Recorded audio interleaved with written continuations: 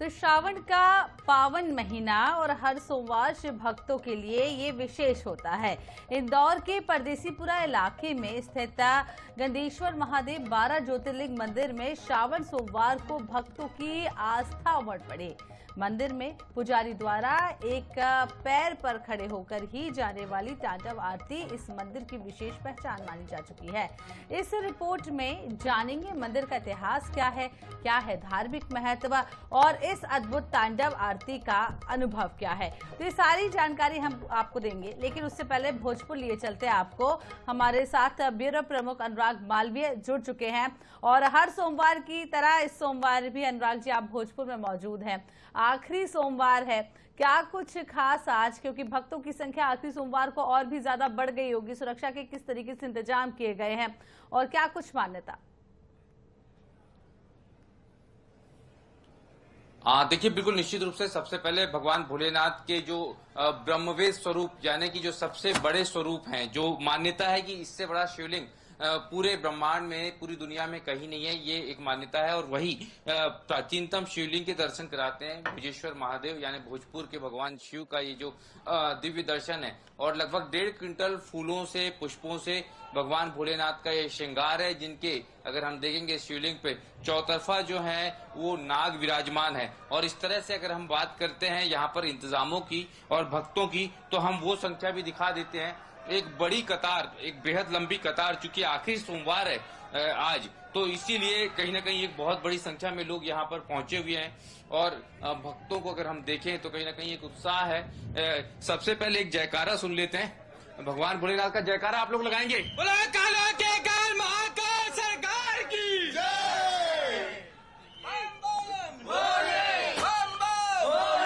कहाँ से आए आप लोग? रीवा से, रीवा एमपी। रीवा से आए आप लोग, तो पहली बार आए? इसके पहले भी दर्शन किए? पहली बार आए। पहली बार आए जी। आप लोग दर्शन कीजिए, व्रत रखे हैं आप लोग? कैसे पूजन करने वाले हैं आज भोलेनाथ का? बहुत अच्छे से पूजा करने वाले हैं। क्या क्या अर्पित कर रहे हैं भगवान? फूल, माला, नारियल, अगरबत्ती।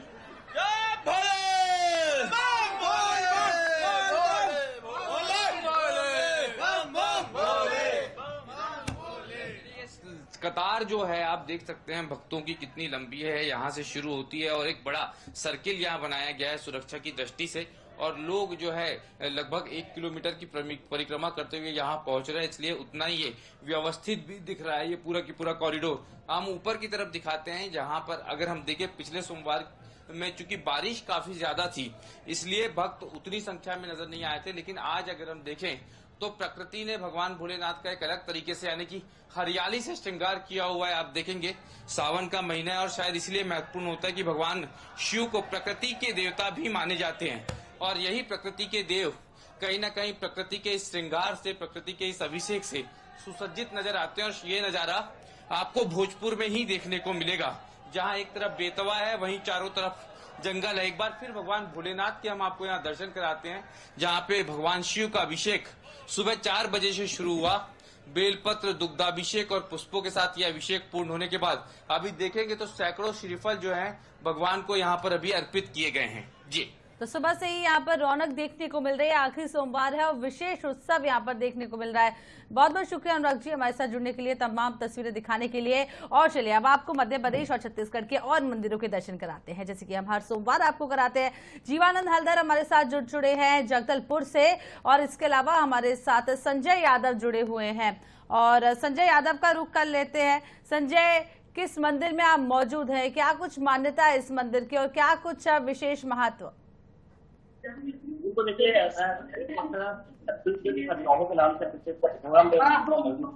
और आज किसी सावन का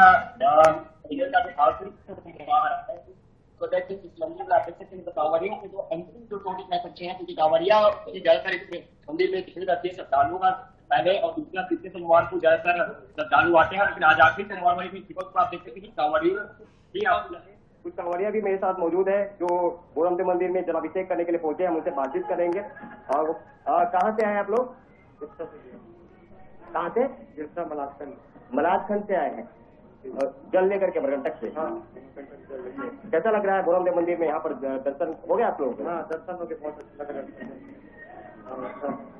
इसके पहले और कभी आए हैं? हाँ, ये तीसरा साल है। तीसरा 3 साल से लगातार आ रहे हैं। लगातार 3 साल से आ रहे हैं। क्या जानते हैं इस प्राचीन मंदिर के बारे में, क्या कुछ आप लोग जानते हैं? ये प्राचीन मंदिर शिवलिंग यहाँ का पहले बताया जा रहा है, आदिकाल से चला रहे हैं, यहाँ पे चलाने की विशेषता बताया जा रहा है, जिससे यहाँ कांवड़ यात्रा है। जी, देख सकते हैं आप, ये सभी कांवड़िया जो है मलाजखंड, मध्य प्रदेश के मलाजखंड से अमरकंटक से जल लेकर के पहुंचे हुए हैं। कुछ और कांवड़िया देखिए हमारे साथ, एक छोटा कांवड़िया, आपका क्या नाम है? आदित्य। हो गया दर्शन बाबा का? कैसा लग रहा है यहाँ पर बोरमदेव मंदिर में दर्शन करने के बाद? तो आज सावन का आखिरी सोमवार है, तो आखिरी सोमवार के में पहुंचे या पहले पहुंच जाते थे? पहले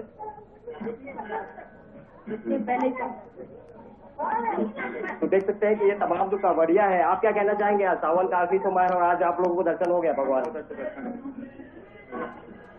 बोरमदेव बाबा का जो इतिहास है, बहुत ही प्राचीन मंदिर है। यहाँ जलाभिषेक करने संजय, बहुत बहुत शुक्रिया आपका तमाम तस्वीर दिखाने के लिए, तमाम जानकारी देने के लिए। और अब हम सीधे चलते हैं छत्तीसगढ़ के जगदलपुर, जहां पर जीवानंद हमारे साथ मौजूद हैं। जीवानंद, किस मंदिर में आप मौजूद हैं? सावन का आखिरी सोमवार आज है, क्योंकि आज जो है भक्त पूरी श्रद्धा के साथ जो भूल चूक पूरे सावन महीने में हुई होती है उससे माफी मांगने के लिए भी जाते हैं, पूजा करने के लिए भी जाते हैं। कितनी संख्या में लोग पहुंचे हैं, क्या कुछ व्यवस्थाएं की गई है? जी देखिए, निश्चित रूप से देखिए, जिस प्रकार की सावन सोमवार के आज आखिरी सोमवार है और यही कारण है कि श्रद्धालु जब सभी शिवालयों में जगह पूजा अर्चना कर रहे हैं और भोले शंकर की जयकारें भी लगा रहे हैं। इस वक्त मैं जगदलपुर के एक ऐसे मंदिर में हूँ जो भूतेश्वर महाराज के नाम से जाना जाता है और यहाँ पर राजा महाराजाओं की मंदिर है और यह बताया जा रहा है कि सैकड़ों साल पहले ये मंदिर सब स्वयंभू शिव महाराज है यहाँ पर विराजमान हुए हैं। उस मंदिर में मैं मौजूद हूँ और आस्था का केंद्र इसलिए बढ़ जाता है क्योंकि इस मंदिर में जो भी कोई मन्नत मांगते हैं, मनोकामना का भगवान उनका पूरा कर देते हैं। मैं सबसे पहले भूतेश्वर महाराज के आपका दर्शन कराऊंगा। देख सकते हैं भूतेश्वर महाराज नजर आ, देखिए यहाँ पर सुबह से श्रद्धालु पहुंचे हैं और उनकी जो पूजा अर्चना करने में लगी हुई है, उसके जल अभिषेक कर रहे हैं, दुग्धाभिषेक कर रहे हैं। बताया जाता है भूतेश्वर महाराज की जो भी पूजा अर्चना करेंगे उनका जो भूतेश्वर महाराज है वो राजा सबसे लेकर लोग आस्था का केंद्र बना हुआ है।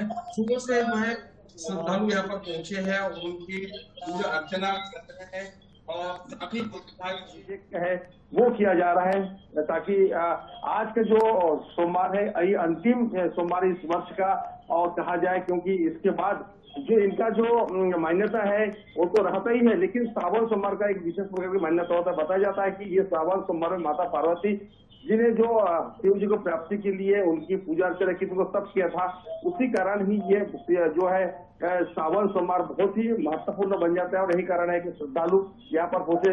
कहाँ गए हो आप? और पूजा अर्चना हो गई?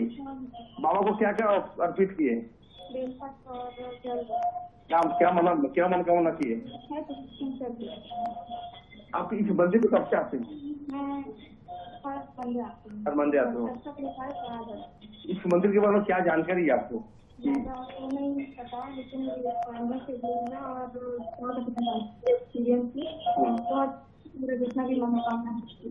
हर हर महादेव। तो हर हर महादेव की गूंज हर ओर सुनाई दे रही है। जीवानंद, आपने हमें तस्वीरें दिखाई, बने रहिएगा हमारे साथ। एक बार फिर से भोजपुर का रुख करते हैं, अनुराग जी हमारे साथ जुड़ चुके हैं। अनुराग जी, हम चाहेंगे कुछ लोगों से बात करें, क्या कुछ आस्था है इस मंदिर को लेकर लोगों की? कितने सालों से आ रहे हैं? क्या कुछ मन्नतें मांगने आ रहे हैं?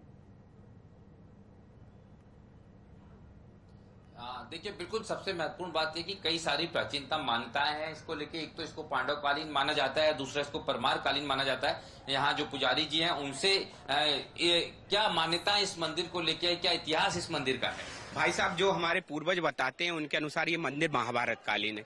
जब पांडवों का अज्ञातवास हुआ है तो उनके साथ माता कुंती थी, वो शिव उपासक थी। जब तक शिव जी की पूजा नहीं कर लेती थी तो अनजन ग्रहण नहीं करती थी, तो उनके लिए उनके पुत्रों ने इस मंदिर का निर्माण किया है। जो शिवालय जो ऊपर जो दिख रहे हैं, जो पुष्प से ढके हुए हैं, वो 7.5 फीट है, अंदर 14 फीट है। टोटल हाइट इनकी 21.5 फीट है। 20 बाई 20 की अर्घा है, जिसे अपन योनिपीठ या जलाधारी भी कहते हैं। 18 फीट 8 इंच इनका व्यास है। ये विश्व के सबसे बड़े शिवालय, इतना बड़ा शिवालय आपको कहीं नहीं मिलेगा। ये जो ऊपर माना जाता है कि जो इसका शीर्ष है, कलश है, और वो क्यों नहीं वो पूर्ण है अभी तक? नहीं भाई साहब, ये तो पूर्ण रूप से कंप्लीट था, उसको छुपाने के लिए कहते हैं कि मंदिर अधूरा रह गया, जबकि हमारे सनातन धर्म में स्पष्ट लेख है कि जब तक मंदिर पूर्ण रूप से कंप्लीट नहीं हो जाता, उसमें शिखर की स्थापना नहीं हो जाती, तब तक मूर्ति की प्राण प्रतिष्ठा नहीं होती। नंबर दूसरा, हमारे सनातन धर्म में यह भी स्पष्ट लेख है जो कि टूटी फूटी मूर्तियां होती हैं, जो खंडित मूर्तियां होती हैं, उनमें भगवान का अंश नहीं होते। तो कोई इतना बड़ा मंदिर बनाएगा तो उसमें टूटी फूटी मूर्तियां नहीं लगाएगा। ये तो पूर्ण रूप से कंप्लीट था। ये भगवान शिव का एक अलग मंदिर है। अगर आप इसका प्रारूप देखेंगे तो एक तो अच्छा, इस शिवलिंग को क्या एक ही पत्थर से पूर्ण रूप से बना इतना बड़ा शिवलिंग? जो शिवालय है वो वन पीस में है, जलाधारी भी वन पीस में है, नीचे 2 स्टेप में है, जो ब्रह्मा विष्णु महेश का स्वरूप है। और आप सैटेलाइट व्यू से देखेंगे तो ये पहाड़ी ओम आकार की है, और ओम का भी जो मध्य बिंदु उस पे ये शिवालय स्थापित है।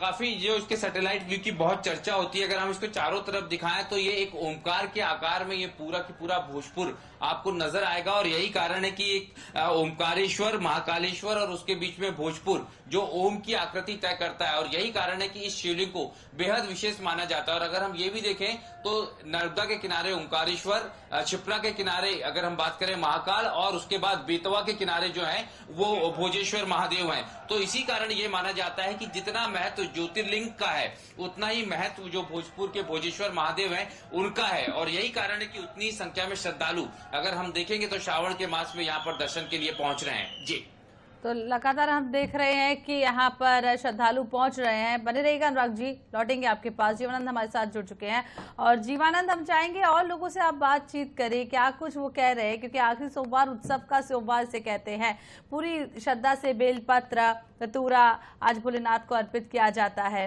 क्या कुछ खास?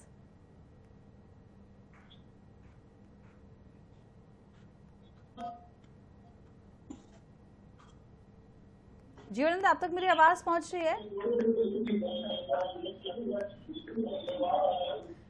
लौटेंगे जीवानंद आपके पास। एक बार फिर से भोजपुर का रुख कर लेते हैं, और अनुराग जी हमारे साथ बने हुए हैं। अनुराग जी, आप जिस तरीके से बता रहे हैं, मान्यता इस मंदिर की, अधूरा मंदिर इसे कहा जाता है, बावजूद इसके यहाँ पर हजारों लाखों की संख्या में केवल श्रावण मास में ही नहीं, हमेशा यहाँ पर लोग पहुंचते हैं, तो अधूरा मंदिर इसे क्यों कहा जाता है?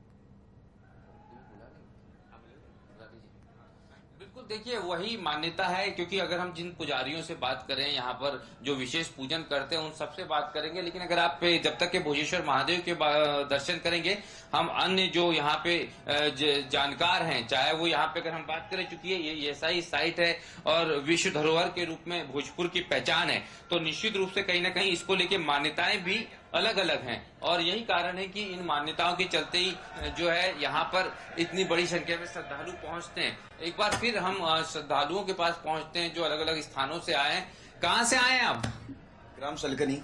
अच्छा, हर सोमवार दर्शन के लिए आते हैं? जी, हम तो यहीं के रहने वाले हैं। यहीं के रहने वाले हैं। तो कैसा, इतना बड़ा मंदिर है, पूरी दुनिया के लोग यहाँ से आते हैं, और आसपास भी बहुत सारे मंदिर है शिव जी की, पूरी शिव की नगरी है। जी, शिव की नगरी है, लेकिन सब में बड़ा शिवलिंग यहीं पर है, बहुत प्रसिद्ध है। कैसे पूजन कर रहे हैं आज आप? हम बहुत ही श्रद्धा से कर रहे हैं जी। क्या क्या अर्पित कर रहे हैं भगवान को आप? प्रसाद है, सब कुछ। साथ में क्या क्या शामिल? नारियल प्रसाद, गंगा जल आरती, सब कुछ है। तो यहाँ गंगा जल से भोलेनाथ का जो है अभिषेक हो रहा है, इतनी बड़ी संख्या में श्रद्धालु यहाँ पहुंचे हुए हैं। एक बार जयकारा लगाएंगे। भोलेनाथ की जय, भोले शंकर भगवान की जय।